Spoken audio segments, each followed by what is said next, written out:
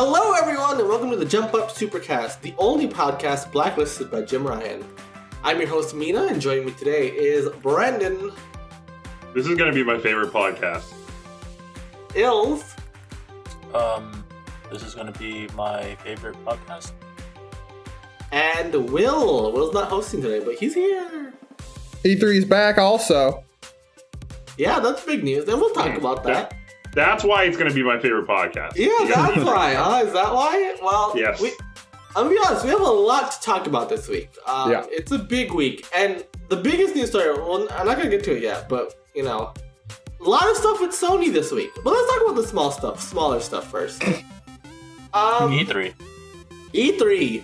So, E3 Small 2021 stuff is happening. Now, we are a podcast, I think we have shown throughout the years, we can make a whole podcast just out of E3 news. Like, not even at E3. I'm talking about, like, before E3, what's going to happen at E3, right? We can make a whole podcast just out of that, right? Yeah, we usually have, like, every single podcast leading up to the month before is, like, we're doing is talking about E3. We love a preview. E3. Last year, we did not have E3. It sucked? Still talked about it. No, we still talked about it a lot, but we did not have an E3. Obviously, due to the COVID-19 pandemic, a lot of things got canceled, a lot of things got reshuffled, and E3 was a casualty. However, this year they're back. They're better than ever. Well, maybe, but I think it's important to know. Basically, all the major players that at least had conferences in 2019 are back. So Nintendo's back on board. Microsoft, Ubisoft. Obviously, Bethesda, they are part of Microsoft now. So just naturally, you know. Yeah. But then also we have Capcom's going to show up, Konami, Take-Two, Warner Brothers, and Koch Media. So, and they said more to come. So there could be more. It's going to be all digital, so it's not going to be in person for obvious reasons. However, they did make sure to mention 2022, they want to do that in person. But they're hoping to take a lot of the stuff that they're learning about doing a digital event and carrying that forward. E3's back.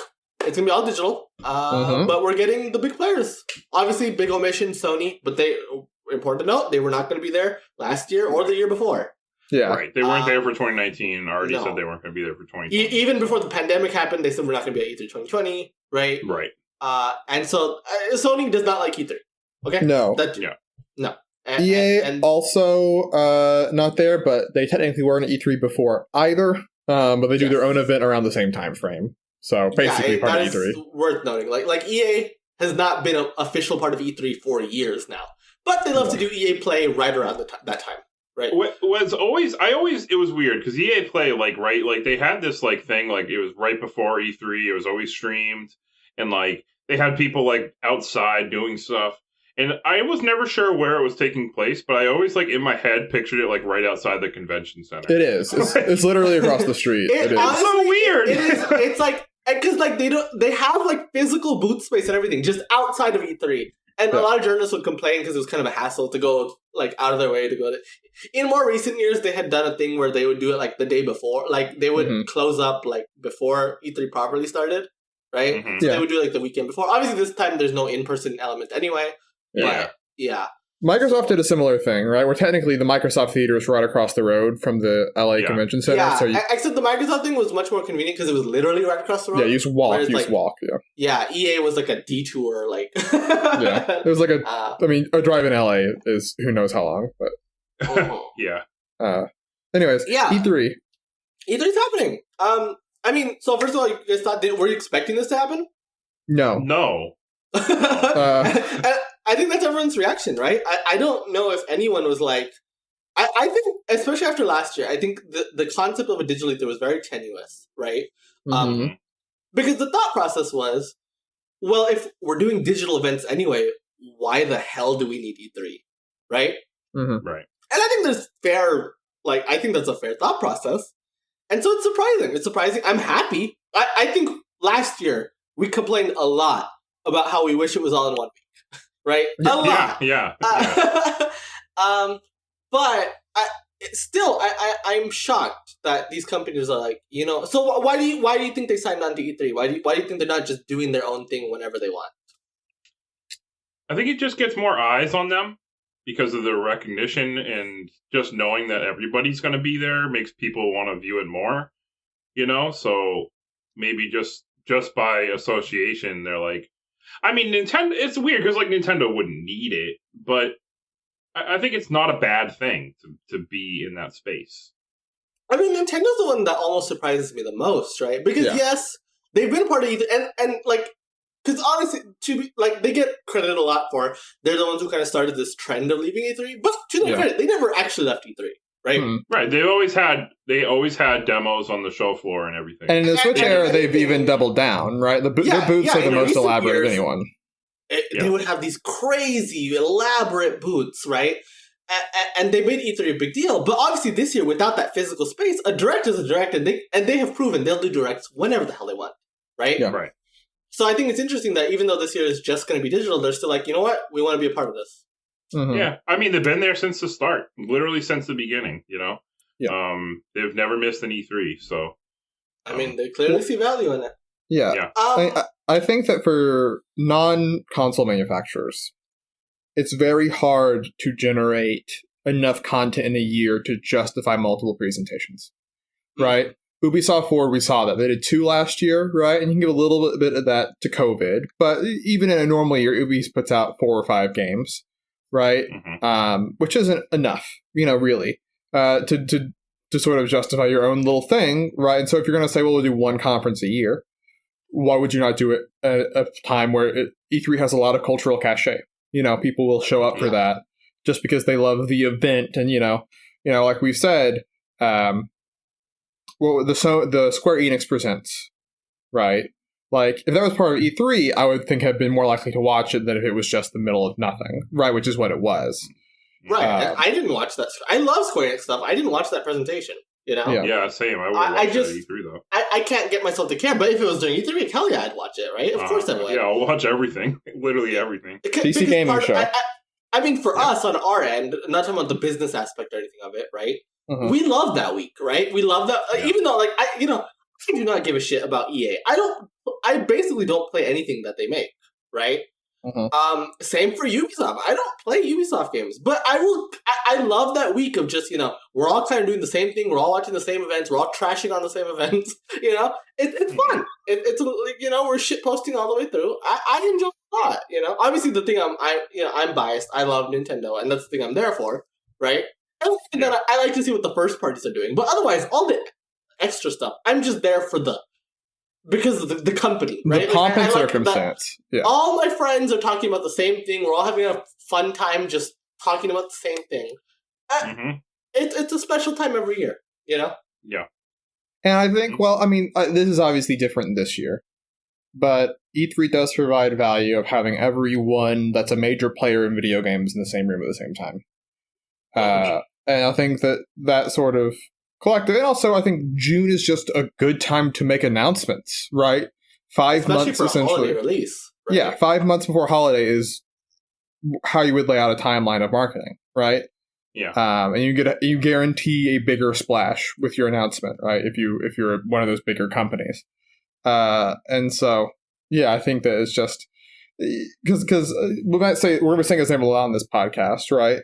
But Jeff Grubb was on Twitter. I think it was Jeffrey Grubb. Maybe it was someone else. But basically saying Sony's planning a presentation around the same time, which they did last year too, right? They had I think it was a State of Play, right? Their June event. Their Future of Gaming show, I think that's what they called it. Would have been E3. They did it literally, it would have been a week before E3. Yeah. So clearly they view it too. They just don't like the ESA. Yeah, they have their beef with the ESA, which, to be fair, a lot of what we've heard about the ESA, understandable. Yeah, that was part of the reason I think people weren't expecting it to come back, right? As everyone thought we could get free of these guys that have been annoying us for years. Plus, they had didn't they have some dumbass plans last time we heard from them? Oh yeah, they had so many really stupid celebrities plans talking online or some shit like that. We're gonna do influencer out the ass. Yeah. It was just very eye roll worthy. Sorry, go on. Yeah. I just said it was a dog shit idea. Yeah, and so knowing about how incompetent the ESA is, knowing how stupid a lot of their ideas is, it is surprising that they got this together. It really is. Yeah. But I guess that goes to show, at least of the companies listed here, I think these guys clearly see value in E3, regardless of all the mishaps and everything else, Well, there's always that narrative, like, who won E3, so there's like a competitive aspect to it too. But do you think they enjoy that? Do you think like Nintendo and Microsoft and Co enjoys that? No, for the fans. I mean, for the fans, sure. Yeah, right. But I guess I'm just surprised that like Nintendo and Xbox and Capcom, like I'm just surprised that they see value in. I'm happy to do it. But I'm surprised that they see value in it. Well, and I think part of it though is sort of it's very easy to armchair quarterback, right? And I think a lot of companies last year were like, wait a minute, this is like doing our own E3 is harder than we thought it would be, right? Like you can't just do a conference and be like, well, that was it, right? Like, so I think that maybe part of it is that too, is like, well, they may be annoying, but they're doing the work that we don't have to do, right? Yeah, there's like an infrastructure there that they don't have to make. Yeah. Except for Nintendo, like we said, who doesn't need it at all, but is still showing up. One quick last note on this. I don't have any numbers to prove otherwise, but do you think there was a big drop-off from the first Ubisoft Forward presentation to the second one? And do you think that may play into Ubisoft? Because Ubisoft Forward, it really seemed like, oh, now Ubisoft can do things whenever they want. They're free from the shackles of having to do it in June or whatever, right? Mm-hmm. I don't remember these happening at all. Yeah, there was a second one. I didn't watch it personally. I watched the first one. I did not watch the second one. But I wonder if there was like, if they saw the drop-off and they're like, maybe we need E3. Probably, or at least it weighed into their decision. Right. I want to mention something too. I just thought it was funny how the announcement came along, because I don't know if it was the same day or maybe the day before, somebody reported that there was not going to be E3. I didn't even see that. Right? So the week before, and I thought about covering it on the podcast last week, but I didn't. And I'm glad I didn't, because then we just got to talk about E3 this week. But there was murmurs last week about how E3 was going to happen, but they were still in the planning phases, and they wanted to introduce some sort of paid aspect, right? Yeah. Like you would pay that's what it was. That's what it was. And then that same day, E3 put out a tweet, everything at E3 is going to be free, right? Yeah. That's what it was. That's what I was thinking of. They were like, it was almost like they did it on purpose, or like they did it earlier than they were planning, just to be like, no, please stop. Look, we're not doing paid. We're not, and it's not getting canceled. Like, look, we got our shit together. It's happening, okay? Yeah. I looked up. This is just the YouTube archives, but YouTube includes the live viewers, right? Yes. So the first Ubisoft Forward has 1.8 million views. The second one has 700,000. So 50% drop off. So there was a big drop off. So that's less than half. That's a big drop. So I wonder if that played into it a little bit. Okay, well, enough about E3. I promise you we're going to talk a lot more about it in the next 2 months. But that's enough for today. Before we get to the big story of today, we have one little piece of news. It wouldn't be little normally, but this I thought it's back week. Nintendo announced a new game this week. I guess Bandai Namco did, but it's part of Nintendo Switch Online. Pac-Man 99. So we had Tetris 99, we still have it. Super Mario Bros. 35, which got delisted last week. Yep, very dumb. Now we have Pac-Man 99. And so this is a game, you get it free with Nintendo Switch Online, and just like the other ones I mentioned, it is a battle royale with this IP, right? 99 people pitted against each other playing Pac-Man all at once. It's out.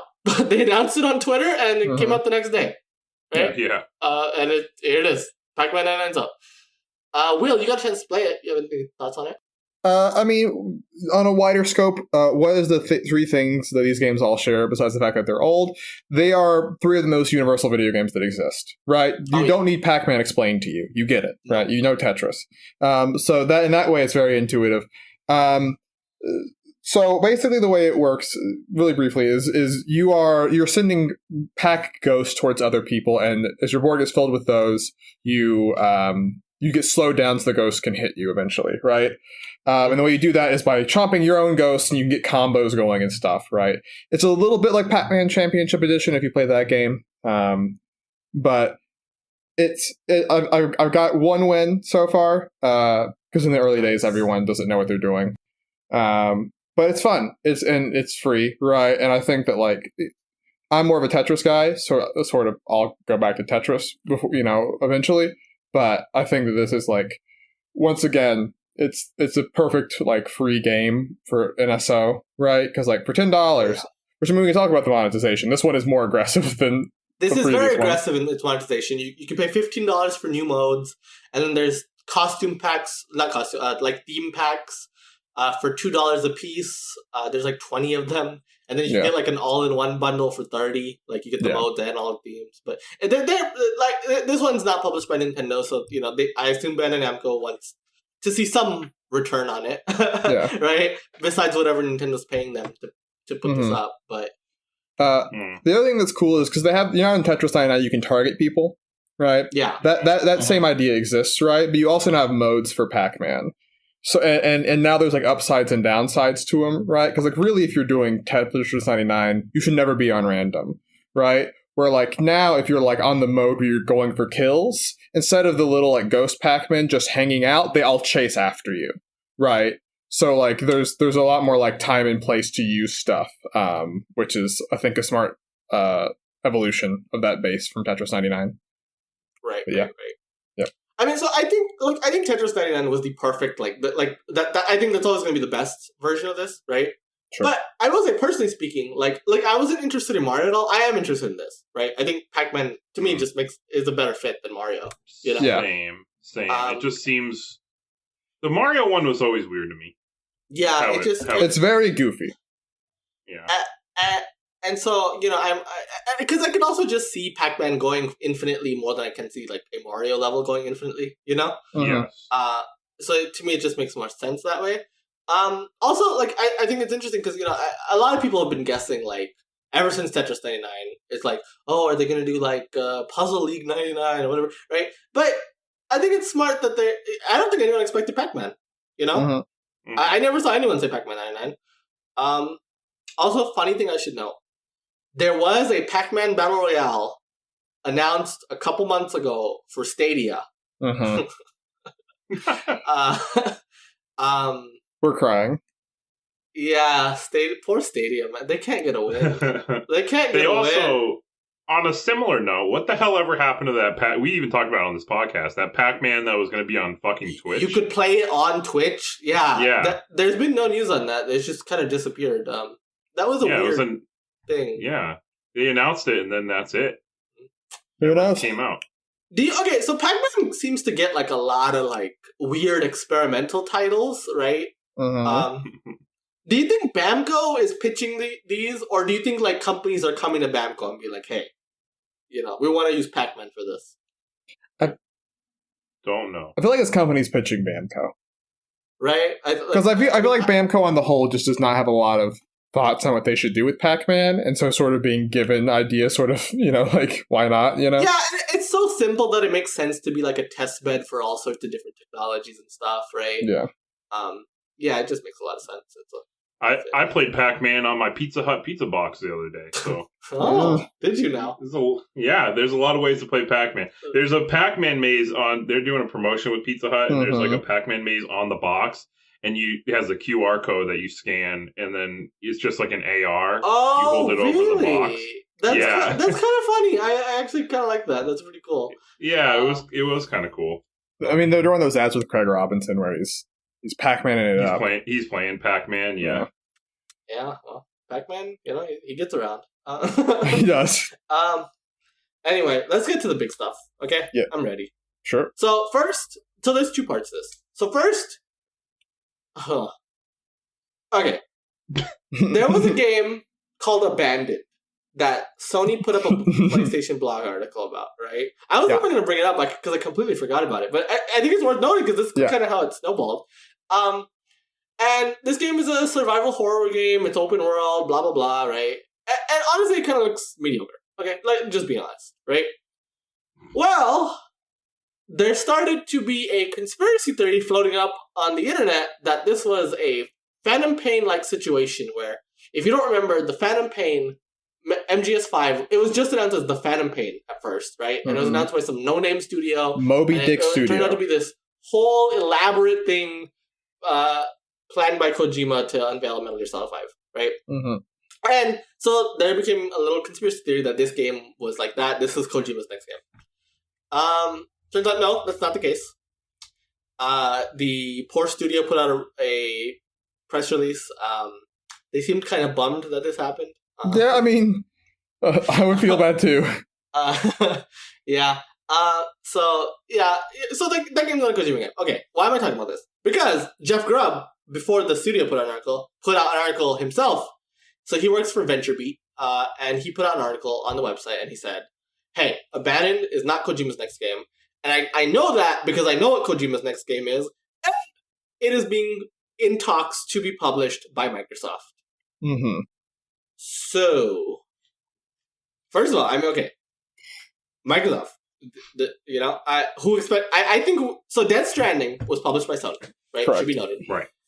It came to PC, and then that was published by 505, but the original release was published by Sony. Mm-hmm. To go to Microsoft is a shocker, to say the least. Yeah. Yes. Extremely.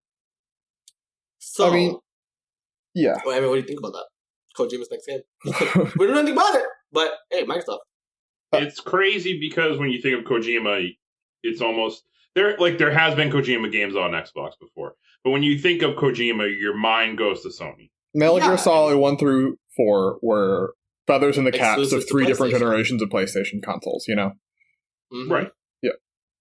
And then even though MGS5 was not exclusive, like that was a big part of the build-up to PlayStation 4, right? Yeah. Metal Gear has just always been, I mean, and I should say Synonymous Kojima with PlayStation. Yeah. is just synonymous with PlayStation. Yeah, like it's just, that relationship has been so long-standing, and so to see that kind of just not exist anymore is wild. Yeah. And I mean, and for better, because some people, Kojima has his lovers and his haters, right? But among those lovers, it was Andrew House, right? And a bunch of the Sony execs at that time, right? Especially when Death Stranding was greenlit. Is just, they thought like, this guy is it, right? And Mm-hmm. clearly, I mean, Grubb followed up, I guess if it's okay with me saying this, saying that it was not like Kojima like leaving in like a betrayal. It was Kojima went to Sony. Sony said, "Now we're good," and then I guess Microsoft. He went to Microsoft, and they're like, "Sure, yeah, come on, right?" So I should know a big part of the story. Before shopping it to Microsoft, he also shopped it to Google to put it on Stadia. So this was almost a Stadia exclusive. I think bullet dodged. That would have been hilarious. Weird that they wouldn't try to snap that up. Yeah, I don't know. I mean, Google seems like they're giving up. Right? I mean, Google seems like they're giving up. Yeah, they're not going to fund a AAA game. Yeah, but but yeah, I mean, that's like a thing of just, man, what do Kojima, can we talk about Phil's special shelf, Mina? So, yeah, absolutely. So Jeff Grubb, in a follow-up, he does a podcast every week, and he has this thing called, Jeff Keighley has his Summer Game Fest, and then so Jeff Grubb came up with his Summer Game Mess, where he kind of uses his kind of like insider info to like kind of tell us ahead of time, like, hey, I think these people are planning this and that, or so he so he does a podcast about that, and in that podcast he kind of followed up on the whole Kojima thing, and he said, hey, remember Phil Spencer did an interview a couple weeks ago, and he had a whole bunch of things on his shelf? Yeah, well, they all mean something. So, he had a Luden statue, which is the mascot of Kojima Productions, right? He had a statue of Sekiro, and he had a Nintendo Switch. So... Why does he love doing this? Yeah, the Series X was on his shelf. Yeah, it should be worth noting, he's done this before. Phil Spencer loves to tease on the shelf. So, before the Series S was officially announced, he snuck the Series S on his shelf, and it was there for everyone to see, but no one caught on to it, obviously, because we didn't know. It just looks like a Wi-Fi. But still, he likes to tease that. And he did that with the Bethesda acquisition. I forget what exactly, but he put some sort of Fallout thing or Todd Howard's face. I don't remember. Something was on his shelf that was Bethesda related. He likes doing these teases, right? Now, I want to huge grain of salt. We are speculating off of things off of a man's shelf. So there's a chance none of this comes true. Right? But I think it's interesting that, so the Kojima thing seems to be more solid now, though, right? Yeah. But in that same vein, hey, working with FromSoft, that would be pretty crazy also, because that's another game that there was a big Sony published game by FromSoft on the PS4, right? And so for Microsoft to kind of snatch that up is also pretty nuts. And specifically, you mentioned this to me earlier, because FromSoft has two teams. It would specifically be the Bloodborne team. It would be the Bloodborne team, because Bloodborne, then they went to the Sekiro, and then presumably the Sekiro team now is working on the next game. Because they have one team working on Elden Ring right now, but that Sekiro team wrapped up 2 years ago, you know? So, hey. These are weird to me because, with Kojima and FromSoft especially, they're two prolific Japanese companies. Yes. So they're almost playing, at least in the terms of the Japan market, suicide with their console, with those games releases. Yeah. Yeah. Because they know they're not going to sell any copies in Japan. No. They'll probably do well, if not great, outside of Japan, but it's just interesting to think about that. Oh, I guess it's worth noting, though. Grubb, specifically when talking about Kojima's game, he said that Kojima's game is kind of the centerpiece for Xbox's Japan-focused initiative going forward. So, partnering with Kojima, partnering with FromSoft, to me that says, hey, maybe they are... And, we laugh all day about how Xbox does in Japan, but, hey, maybe they're trying again. I don't know. Well, I was going to ask is, when they say Japanese-focused initiative, do you take that to mean trying to expand to the Japanese market or trying to expand the relationship with Japanese game developers? I think it's more the latter, but hoping that seeps into the former. You know what I mean? Yeah. Like, because obviously, though, it's no secret that a lot of Japanese games, especially AAA Japanese games, do far better in the West than they do in Japan. Yeah. You know? Yeah. Japan's still a big market for these guys, but, like, FromSoft is selling almost all their copies in the West. Yeah. Same for Kojima. Yeah. So obviously, like, this improves their standing with Japanese developers to get more Japanese games on Xbox, which helps them worldwide, right?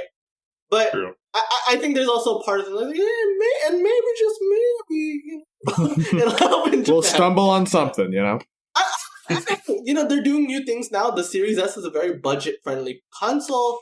Game Pass changes the game in a lot of ways, right? Maybe, who knows? Maybe Japan will be into Game Pass. We have heard that Game Pass they've actually been trying to advertise Game Pass in Japan. Apparently they did a whole promotion with VTubers recently. They did. Related to Game Pass. I noticed that. Yeah, and they've done conferences in Japan relating to Game Pass. Yeah. So, maybe they think that Game Pass on mobile could be a big hit in Japan. Well, sure. I don't know, And it's worth noting, these games would be on Game Pass, right? If they're being published by Microsoft, they will be on Game Pass. Yeah. And I think this one has been particular slayers, because who knows with Kojima what you're going to get, right? But, I think that there is among some people the idea with Game Pass that they have to be games as a service games. They have to have microtransactions. They have to be smaller in scope, right? But, a lot of these other things, like these two plus, obviously all of Bethesda is just like, no, these are big AAA games, big AAA, generally single player games, right? Yeah. Like, and in fact, with Starfield, we know for a fact will be single player, right? Yeah.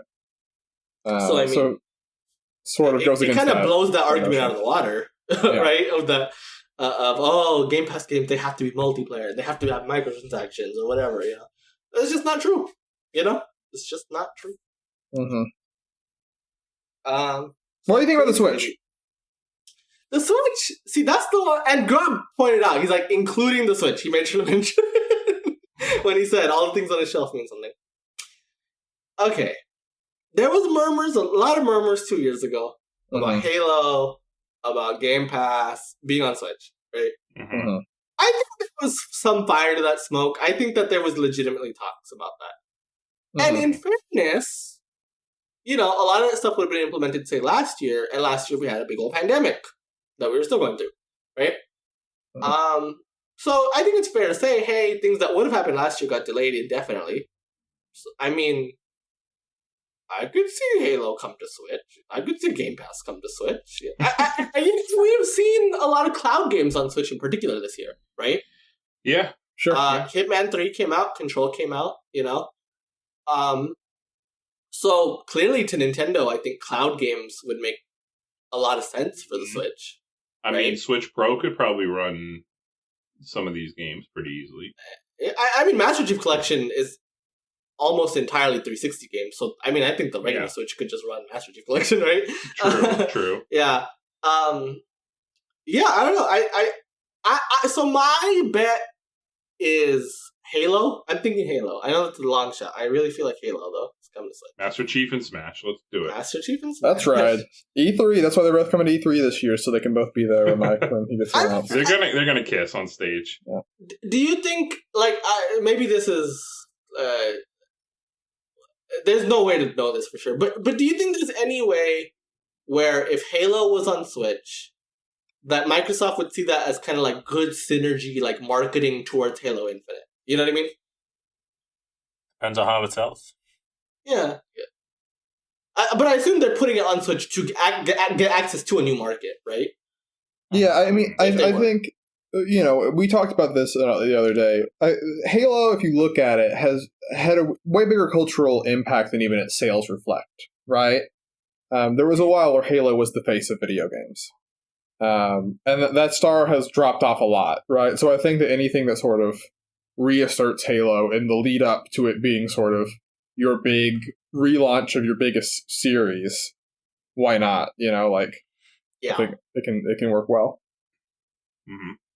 Okay, well, so a lot of good news for Microsoft, but let's segue into. So, FromSoft and then Kojima in particular, these are games strongly associated with PlayStation, right? Uh-huh. Well, Jason Schreier, we love to talk about him on this podcast. Ooh, he's back, baby. He's back, and he's back with a vengeance, let me tell you.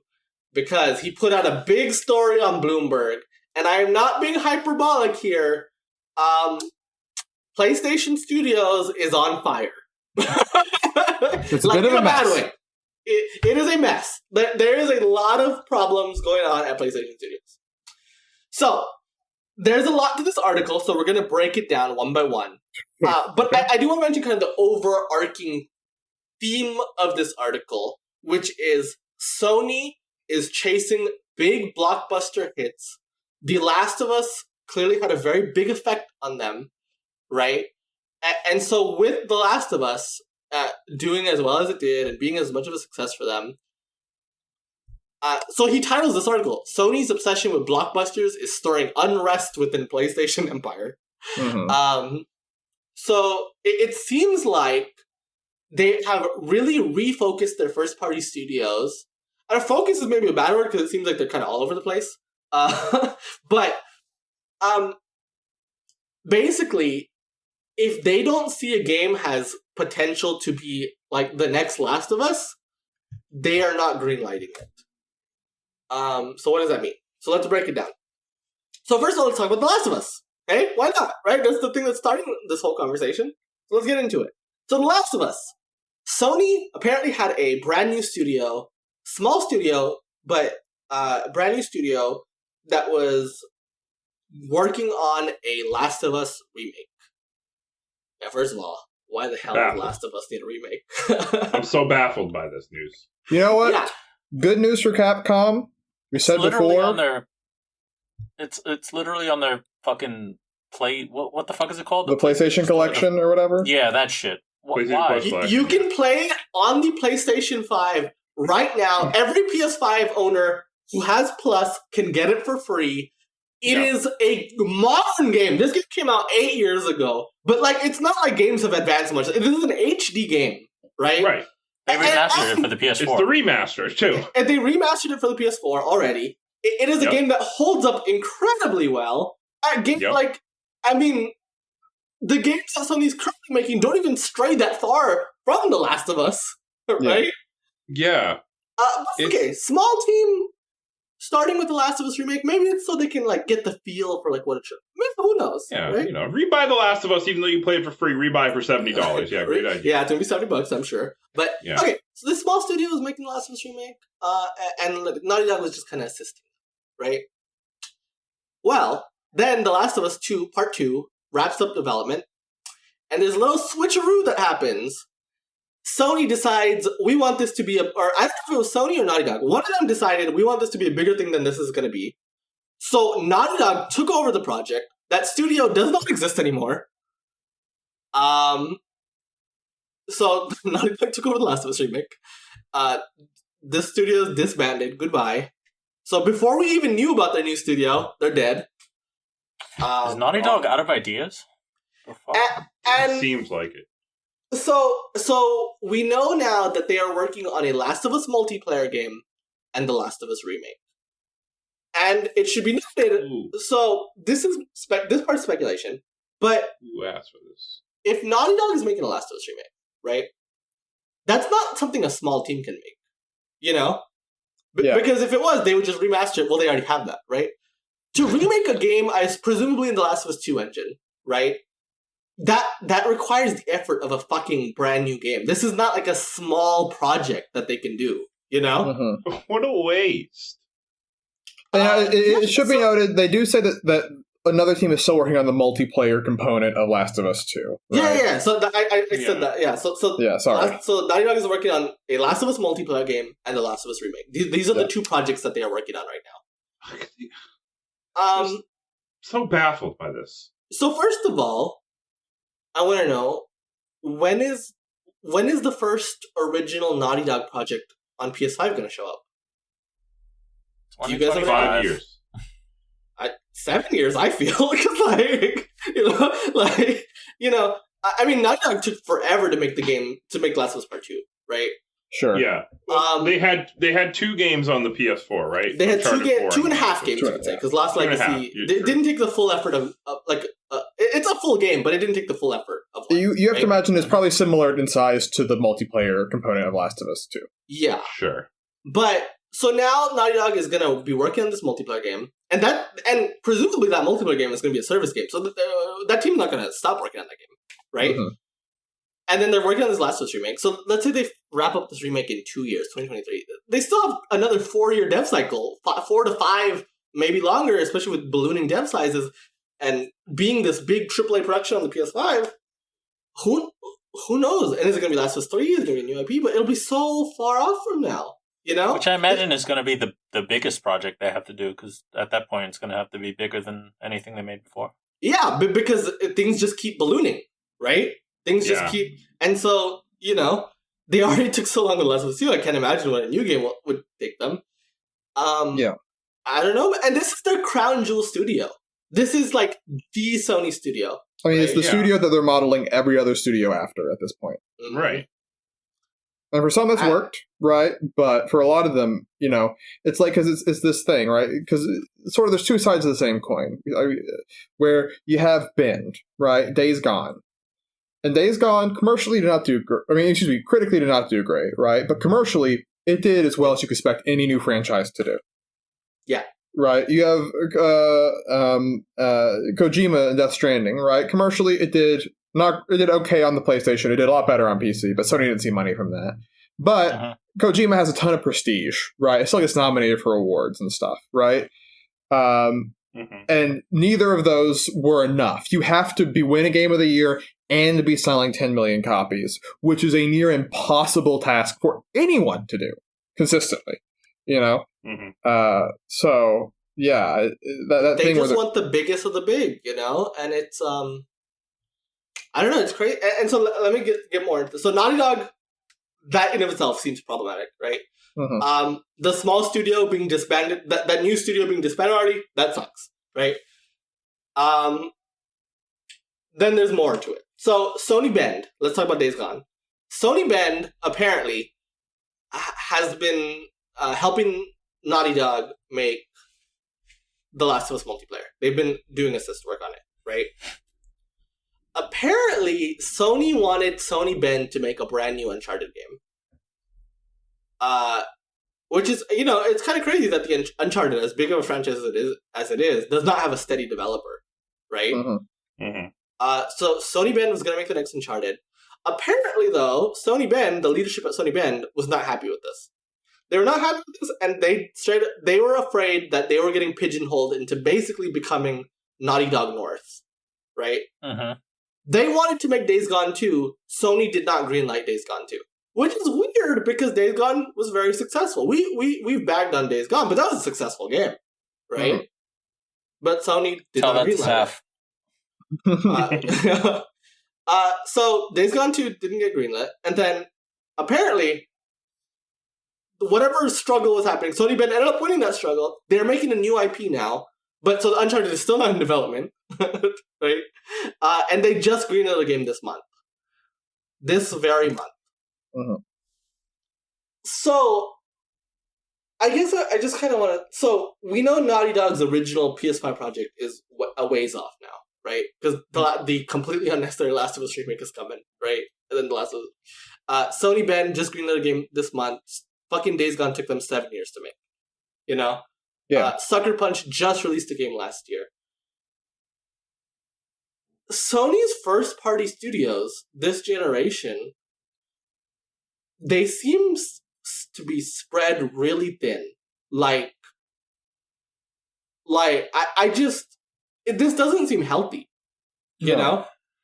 Because they're not greenlighting any games that they feel like will not be huge successes and commercial, like critical successes, right? Yeah. Mm-hmm. So they're only greenlighting what they consider to be is going to be a blockbuster hit. They're shedding partners like Kojima. They're shedding partners like From Software, right? They're focusing on the biggest of the big. And this strategy seems to really only bring out maybe 1 to 2 games a year at most, right? If you look at the development timeline of all of their first-party studios. I mean, I don't know what you guys think, but to me, I'm concerned about their first-party output this gen. Yes. As of right now, absolutely. I'm not concerned yet. We still have God of War sequel and, the Horizon sequel. Who knows what else, but... Ratchet and Clank hasn't come out yet. Ratchet and Clank. And, yeah. But it is concerning so far. I mean, also I should know, besides sharing the partners, and then we've talked about it before, but they shut down Japan studio. Yeah. Right? Mm-hmm. Which was such a unique part of their identity, and they're just gone now, I mean, a much smaller scale, but like Everybody's Golf team is now making stuff on Apple Arcade, right? And I mean, as is noted in the article, right? Like Media Molecule seemingly is aware that Dreams did not get marketed, right? And like, if you're a company like Media Molecule, you have to be sweating, right? Because like you don't fit into that mold at all of what they're sort of seemingly looking for, right? Yeah. It's very risk averse in a way that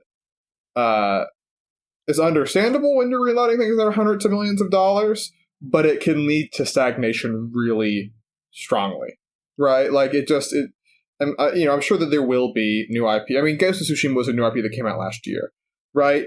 But you would hate to see PS5 just be PS4 Part 2, right? You would like to see the console have a unique identity that isn't still pulling essentially from the same playbook that was around back, at the very end of the PS3. And so that's the stuff. And if that leads to also, like, because, that's the other thing the article notes is that there's a lot of internal frustration, right? Like, not just at Ben, but in general, there's just a lot of, like, seemingly infighting on the direction of where it should go. I mean, Sean Layden's on Twitter today, like, liking a bunch of tweets that are saying that Sony's are going in a wrong direction. And he already left really suddenly, right? So it's like, clearly there has been some discontent behind the scenes at Sony for the last couple of years, and like whether that discontent ever reflects in the things that we're playing, we'll find out, but it makes you nervous, I don't know if they're ever going to change course until they feel it in their pocketbooks. Yeah. So it's going to be a while. Yeah. I mean, you're 100% right, Ills. I mean, because despite themselves, the PlayStation 5 is going to sell like still insane, Sure. Like people are still they just have this install base of rabid people who are going to buy PlayStation no matter what. Including everyone on this podcast. We all have a PS5. We all on PS5s. But I think it's notable is there's also seemingly a change in their loss leader approach they took with this gen. Mina, and you can sort of go into detail on that. Yeah. I mean, okay. So, and so what Will means by that. So, if you look at the crazy amounts of money that PlayStation is making over the last couple years, right? Almost all of it comes from third parties and services. PlayStation Plus is making a lot of money. The cut that they receive from third party sales, and most importantly, the cut that they receive from microtransactions. So V-Bucks, NBA 2K virtual currency, etc. FIFA Ultimate Team shit, you know? Mm-hmm. They make so much money getting a cut off of all that, right? Yeah. And so I think last generation, the approach to their first party was a loss leader approach. It was, we're going to put out these games, we're going to discount them really quickly, and some of these games are not even going to make money, like, say, Death Stranding, right? But you get people interested in your first party so that PlayStation becomes their platform of choice, and then they buy all the other shit on PlayStation, right? Mm-hmm. It seems like from them shedding Kojima and from them raising the price of their games and only greenlighting what they perceive to be blockbuster hits, it seems to be that that's not good enough for them anymore. They want to make money off of their first party, right? Which is A, understandable, but B, like, if you, like, on the other side of that, if you look at the insane amount of money that the PlayStation 4 has been making in the last couple of years, it seems totally unnecessary. Yeah. Like to me, the strategy was working of, yes, you subsidize your first party, so you get that cut of the V-Bucks. You get that cut of FIFA Ultimate Team, Mm-hmm. and shark cards or whatever in GTA 5, Mm. It seems that strategy was working, and so I'm confounded that they even feel the need to change anything, Yeah. And just as a fan, just personally, right? It just feels Mm-hmm. like the unique identity that I associated with PlayStation that came from their exclusive games just seems to be going away. Like, yes, The Last of Us is a very unique and very, like, that's Sony, right? You know that, you see that, it's Sony, right? Yeah. But that wasn't all Sony was, No. Like, Team Eco. I fell in love with PlayStation because of Team Eco games, Mm-hmm. I fell in love with them because of games like Tokyo Jungle and even Death Stranding was a big part of, like, why I was excited for the PS4, Like, why like, throughout the generation, I was excited for the PS4 because I was like, oh, hey, like, no one makes games like Kojima, And we've talked at length about the Japanese side of things, of them shutting things down, right? But then even, it seems like to them now, only these big blockbuster single-player cinematic narrative games, that's it. Yeah. They had their own, like, mascot we have Ratchet and Clank coming before, but we had Jak and Daxter and Sly Cooper, these mascot platformers that you also were, associating with PlayStation as well. Ape Escape, just... Or even a game like stuff. Bloodborne. Man, Bloodborne's one of the best reviewed games of this generation. That was only on PlayStation, Gravity Rush. They did a lot of unique things too. I mean, even games like Resistance and Killzone and Infamous, like they're just like all that stuff just seems dead. All in favor of one singular vision, right? And I just it sucks. It just sucks. Like I don't know if I'm not smart enough to say if this will have any real effect on how the PlayStation does. If I was a betting person, I would say no. It won't have an effect. Same. Right? Like The Last of Us remake. PlayStation brands. The Last of Us remake to me is totally unnecessary, but I bet that'll do great. Oh, that makes me so upset. but just as a fan, it just, I don't know.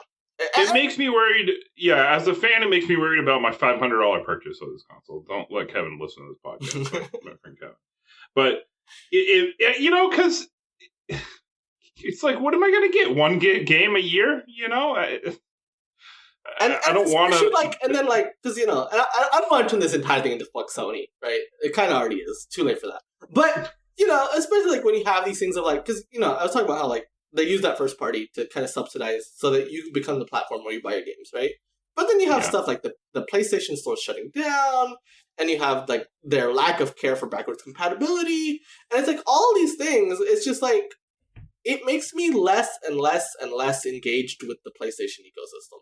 It's adding up. It's adding up. It's these things where it's just like I'm finding less and less a reason to care about my PlayStation. Mm-hmm. Yeah, because it's like I've seen some people say, well, they're making up for some by consolidating their first party. They're making up by getting exclusive third party, right? But I mean, off the top of my head, there's Ghostwire and Deathloop timed, right? And then there's FF16 and Forspoken. Yeah, and Forspoken, and it's like Forspoken. Who knows? Right, I'll give that up. But like FF16, that game was just going to happen. Like Sony didn't make this game happen, right? Like it's not thanks to Sony that we're getting FF16. No, they just money had it a game. That's not like Death Stranding. Death Stranding would not happen without Sony. Straight up. Yeah. Right? Mm-hmm. Final Fantasy 16. I mean, fucking Street Fighter 5 wouldn't have happened without Sony. Right. Yeah. But it's like these money had it exclusives. Like, they don't do anything for me. Because it's just like, oh, you're taking... Like, Deathloop and Ghostwire Tokyo were games that were already announced before the exclusivity was announced. Mm-hmm. It's like, it's just, no. Sony just paid money to put these games that would have come out everywhere. They just paid money to keep them exclusive.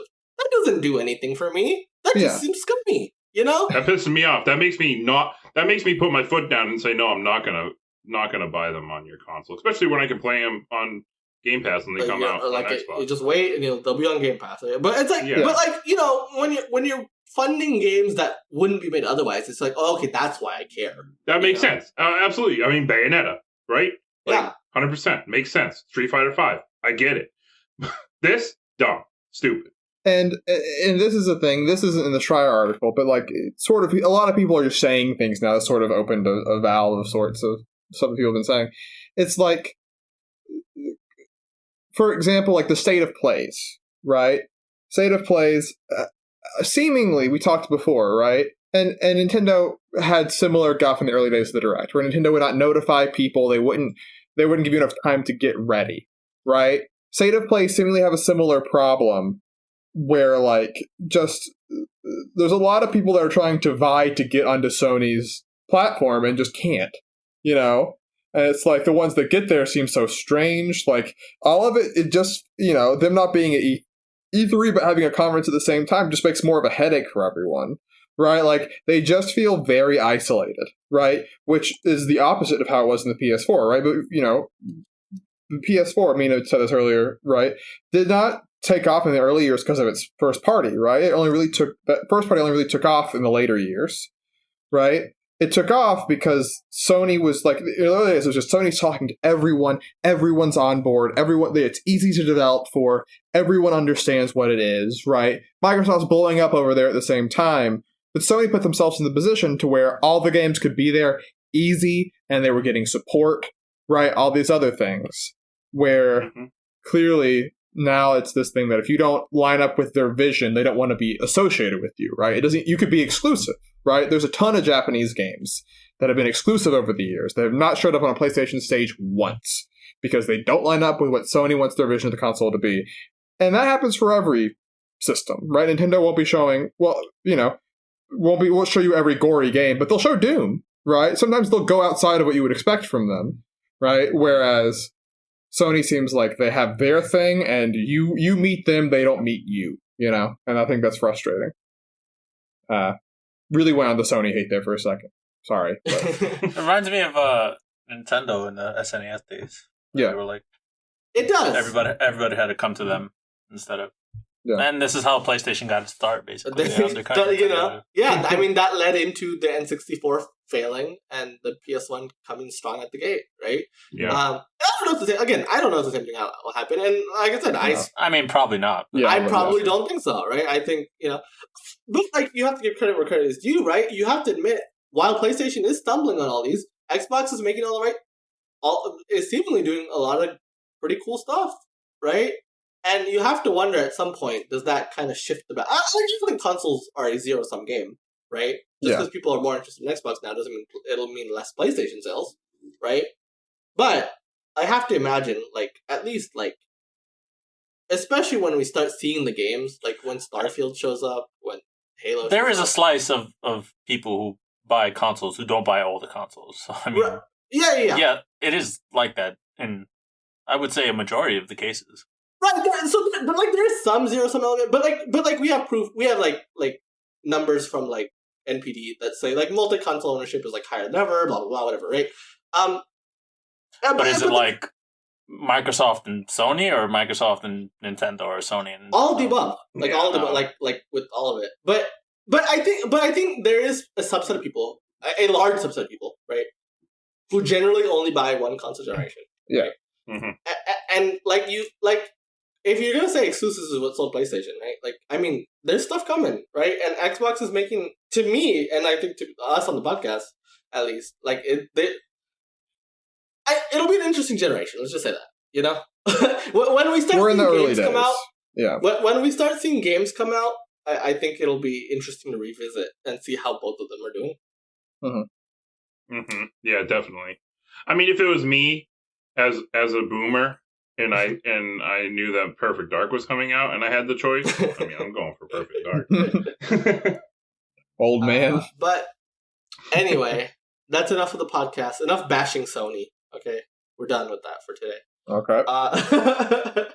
But it's time to move on to our favorite way to end the podcast: the list. The list! Okay, so you can follow along in the basement in the description below. You're going to want to do that. It's impossible to follow along otherwise, because what we do, every week we add a game and we rank it to every other game that we add on the list. So it's a big old ranking, okay? Mm-hmm. So last week we added Mario 3D World and it got to number 17, courtesy of Ills. And this week, it's my turn. It's my turn to add. And I want to add, you know what? While we're on the topic of the console wars, Uh-huh. You said we were done trashing Sony, so we gotta be trashing somebody else then. we're not trashing Sony, but it's very related to Sony. How about that? Okay. Final Fantasy 13. No, that's 10. So, this is the game that was announced as a PlayStation 3 exclusive. Boy. Betrayal And time. then- Fucking people. JRPGs, I'm so serious. One fated day, one E3, Square shows up at a Microsoft conference and says Final Fantasy is coming to Xbox. And so this was the first multi-platform Final Fantasy game ever. Mainline Final Fantasy game. Up until that point, the first 6 were exclusive to Nintendo, the next 6 were exclusive to PlayStation, right? This was the first multi-platform Final Fantasy game. This was crazy. Big news. Personally speaking, this is the game that I was like, you know what? I need another system. The Wii is not good enough for me. I like my Wii, but I need more than that. And so Final Fantasy, the Crystal Chronicles, the Crystal life. Bears, not enough. I kid you not. Final Fantasy 13 was a determining reason in why I bought a PS3. Because to me, I was like, you know what? I liked FF7 a lot as a kid. I never beat it, but I liked it a lot. You know, Final Fantasy is pretty cool. I want to buy a system for this game. Yeah. And what a game to buy. What a game it was. So I think there's no this game did not live up to expectations. No. This was the first HD Final Fantasy game. There was a lot of hype. Do you like walking in a straight line? Do you? Yeah. So what I wanted to say was this was the first HD one, so there was a lot of hype around that. But turns out being the first HD Final Fantasy game actually meant it a lot of problems were on its way, right? Yeah. So this is a very linear game. Final Fantasy game, it's a JRPG. It's known to, you're exploring, you're traveling the world, whatever. Sure. This game is very railroaded, They couldn't make HD towns. They could not. Too hard. Infamously, they said they cannot make HD towns. Yeah. Right? It's a big deal. And a lot of that just came from, hey, development budgets are too high. We can't do this. We can't make games at that scope anymore. You know? We gotta trim the fat. Though arguably FF13 still has a lot of fat. Yeah. But it was also the beginning of what was going to be a decade of video games. Square has had multiple decades of video game plans that have not paid out. Yeah, so this was they had grand plans for Final Fantasy 13. It was going to be this big old universe. They announced multiple 13 related games right off the bat. You're right. Every time they do this, it fucks up. Mhm. Why? Yeah. They keep doing this. And they keep, they love to do it though. They love to do it. And so it was the Fabula Crystallis Nova Crystallis. Fabula Nova Crystallis, Yeah. Nonsense words is what that is. But it was this big old hope you know what the words Square Enix, what do you ILC. expect? I hope you know what the words ILC and falsy mean, because they're not going to explain it to you. You need to know. Yeah, I mean, this is the game that has a glossary in it, right? Yeah. Yeah. You're supposed to it does. read it if you Yes, want to it fucking does. understand what's happening. I should mention the other big, shitty part of FF13. The writing in this, the characters in this game are bad. Okay? Yeah. They're not good. Worst characters in the franchise. Yeah. Yeah, they're just not good. They're not. They're poorly written. They're annoying. They're irritating. Yeah. You know? Did you know that moms are tough? I didn't. I'm going to make a comparison point with this game, because I know we're going to compare it naturally to FF15. We can get there. Yes. But I think where FF13 ends up, FF10 started, right? Because FF10 is a lot of corridors, right? It's a lot of you can't go back, right? The writing is fraught, right? But FF10, the trick of it was a lot better, right? It felt like you were constantly moving forwards, right? Or you were doing something at least, right? Like they made a lot of environments for that game, where this one, it's like you spent a lot of that game in a scrapyard, and you're like, I want to be free. I want to someone let me go, it's there's a lot there that I think is seeds of good ideas that are just I mean, I guess you couldn't say in a sea of shit, because seeds grow well in shit, but just with nothing to help it grow. They never grow into anything. They just sort of sit there, like the battle system with the different not gambits. What are they called? Paradigms. I thought there was a good idea here, but I never had used it really, and it's where I felt like I was actually getting everything out of it. Yeah, in the late game, if you're doing super bosses, then you kind of have to know it. But sure. And I think it's a fun battle system. Yeah, I do like the battle system. I think it's fun. Even though it's very slow. I mean, battles take forever. Yes, but it's fun. It's fun. Sure. I had a good time. Which is what I think is its best feature, especially compared to Final Fantasy 15. That, and I guess the music, right? But if general... we're 15, the thing is the gameplay, right? Because I think for 15, it's just not fun to play, right? Yeah. It is, you hold square. I also generally like the aesthetic of 13 more. I think that Agreed. the world has an interesting. There's a lot of colorful spots in that game. Yeah. There's a spot later in the game where you're going through this digital landscape, which is really cool. Yeah. It was and is a looker, especially when it came out. That part it does nail, but but you're right. The gameplay is the biggest difference between the two, and I think that 13 has much better battle system. I just think that this game is less of a chore to play than 15. I think 15. And it does. I mean, for all the complaints of the linearity, and it's only in the first half, really. In the second half, you get a little bit more freedom. Yeah, you get which is funny because 15 is the inverse, right? It's exactly the inverse. Yeah. And then it railroads at the end. And the problem with the freedom in 15 is that it sucks. I mean, it's not there's nothing to do in that world.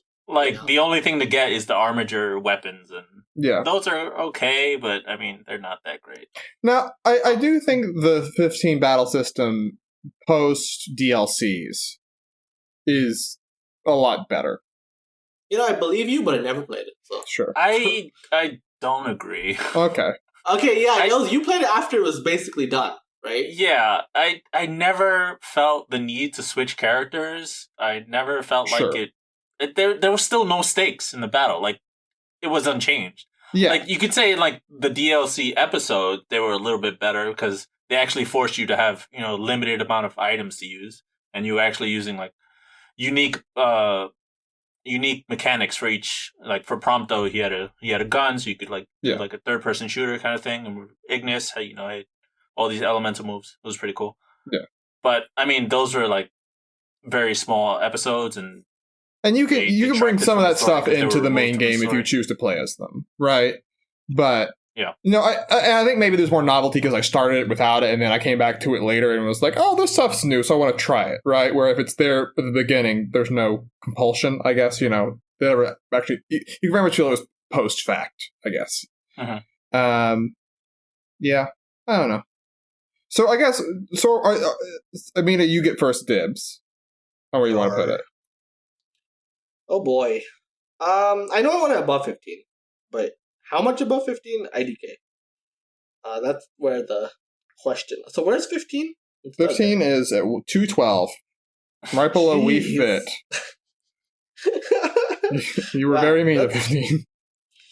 Herm. Okay, so I would put it like above Dragon Mark for Death. Where's that? Okay. Like maybe That's above 204. Buster Groove. 204. I mean, I haven't played Buster Groove. I barely played Dragon Mark for Death. I can pretty confidently say I like this more than Dragon Mark for Death.